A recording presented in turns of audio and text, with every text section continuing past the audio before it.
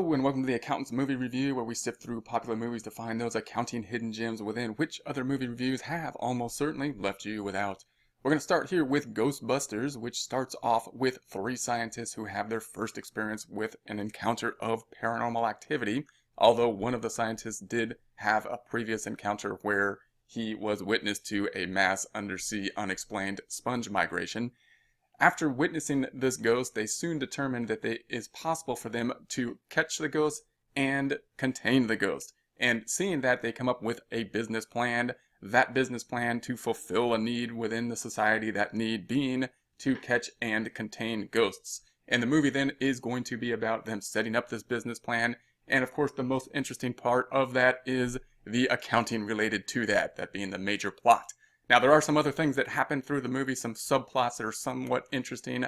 One would be that there seems to be this increase in paranormal activity for some reason, meaning there seem to be a lot more ghosts out there. One explanation given in the movie would be that it's possibly the end of days revelations within the Bible that is increasing this paranormal activity. There also seems to be this other problem where there happens to be this Sumerian god that shows up who tends to want to conquer and possibly rule or maybe destroy the city and possibly the entire world. And that's going to be a bit disturbing kind of subplot going along with the more interesting accounting information on it.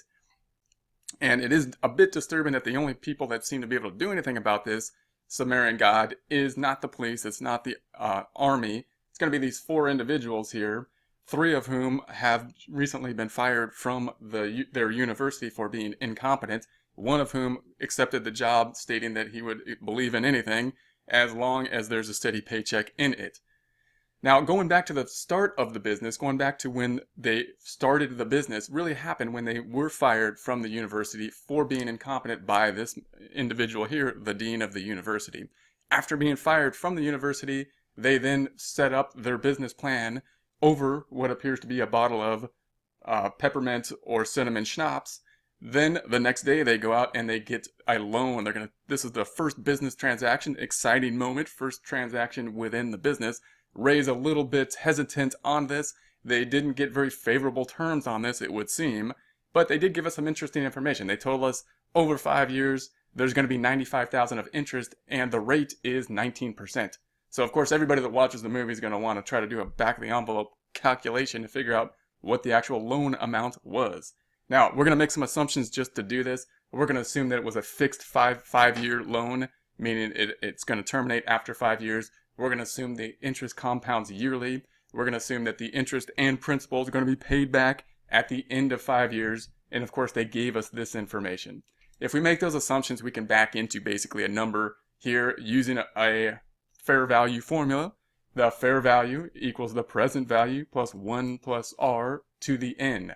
Now we'll plug some numbers in there so we can see that, but we don't know what the fair value is or the present value, but we do know that the interest is going to be $95,000 at the end, and we know that the interest that is paid plus the principal, the loan amount that is taken out, will be the fair value. So we can replace this right side of the equation by replacing it with present value plus $95,000.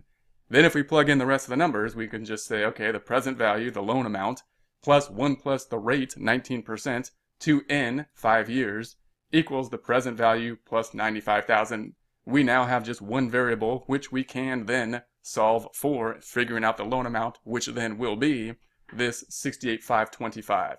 So that's going to be the loan amount. Again, we made some assumptions in order to make that loan amount, but that's going to be the first transaction we can kind of take a look at and see what they're going to do with that money in order to start the business. Now, if we take a look at that loan one more time, just to analyze how bad kind of this interest rate is and how they're going to end up paying $95,000 just in interest at the end, we can take a look at the interest accruing. And so if we had $68,525 times 19%, that means after year one, the interest would be $13,019 in 1 year, bringing the loan balance up to $81,544 because they're not going to pay it until the end of 5 years. And then in year two, if we multiply that, $81,544 times 19%, we come out to $15,493. And if we add that to the 81, the new loan balance, $97,038. Notice it's going up because of compounding the amount of interest per year. If we multiply this times the 19%, we get $18,437 in year 3 interest, and the loan amount goes up to $115,475. Multiply that times 19%, we're up to $21,940 interest expense in year 4, bringing the balance up to $137,416. And one more time, if we multiply that times 19%, we have interest in year 5, $26,109. Loan balance being $163,525, the amount that they would have to then pay off at the end of that 5-year period.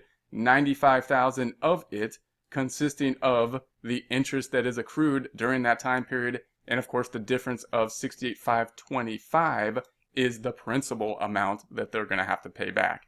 Now, if we were going to record that first transaction just to see what it would look like, we were going to say that the cash is going to go up. They now have cash, and they got that cash through the loan, so they owe the loan. That's our transaction. This is basically the trial balance. The debits equal the credits. And if we looked at their balance sheet at this time, we would just have the cash on there, and we would have the liability, assets equal liabilities plus equity. Now, we're going to set this up basically as a partnership, and there is an issue where basically one individual, Ray, put personal property as collateral on the loan, and we're going to have to see how, there's different ways that they can discuss how they're going to set that up. How's Ray going to be basically compensated for that? And we'll discuss that going forward, as well as what they're going to do with this money as they start their business.